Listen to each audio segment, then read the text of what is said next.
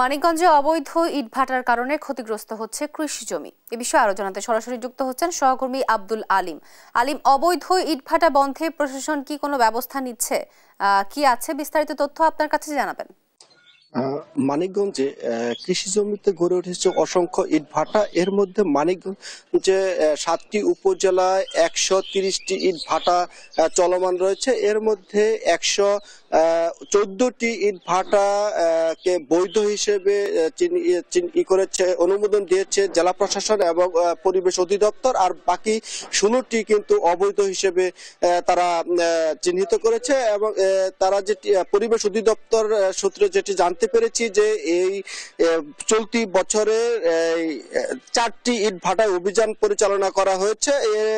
4টি ইট ভাটায় 2 লাখ টাকা জরিমানা করা হয়েছে। তো একটি কথা বলে রাখি যে মানিকগঞ্জে এই যে 16টি অবৈধ ইট ভাটা গত বছর চলমান ছিল, এই 16টি ইট ভাটায় 10 লক্ষ টাকা জরিমানা করা হয়েছিল এবং ফায়ার সার্ভিসের মাধ্যমে পানি দিয়ে এই চিমনিগুলোকে ভেঙে গুড়িয়ে দিয়ে পানি দিয়ে বন্ধ করে দেওয়া হয়েছিল। কিন্তু এবছরই আবার সেই ইট ভাটাগুলো চলমান রয়েছে। তো স্থানীয়দের দাবি এবং যে কৃষকরা যেটি বলছেন যে প্রশাসনকে ম্যানেজ করে তারা এই সকল ইট ভাটাগুলো তারা পরিচালনা করছে।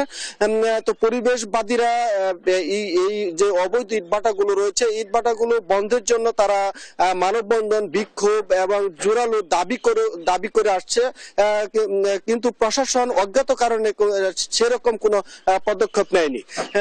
তো আমরা কথা বলেছি পরিবেশ অধিদপ্তরের যে পরিচালক রয়েছেন তার সাথে। তিনি যেটি বলছেন যে তারা প্রতি বছরই অভিযান পরিচালনা করে বন্ধ করে আসছে। তো এবছর তারা অভিযান পরিচালনা করছেন, বন্ধে তারা কার্যত পদক্ষেপ নিয়েছেন। তো আরেকটি কথা বলে রাখি যে মহামান্য হাইকোর্ট থেকে যে ঢাকার আশপাশের জেলা হিসেবে মানিকগঞ্জকেও কিন্তু একটি দূষিত জেলা হিসেবে চিহ্নিত করে এবং যে ইটভাটাগুলো রয়েছে সেগুলো বন্ধে একটি রিট পিটিশন করা হয়েছিল।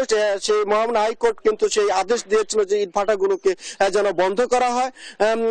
কিন্তু অজ্ঞাত কারণে কিন্তু মানিকগঞ্জে যে এই অবৈধ ইটভাটাগুলো রয়েছে এগুলো বন্ধে কোনো কার্যত পদক্ষেপ নেয়নি প্রশাসন।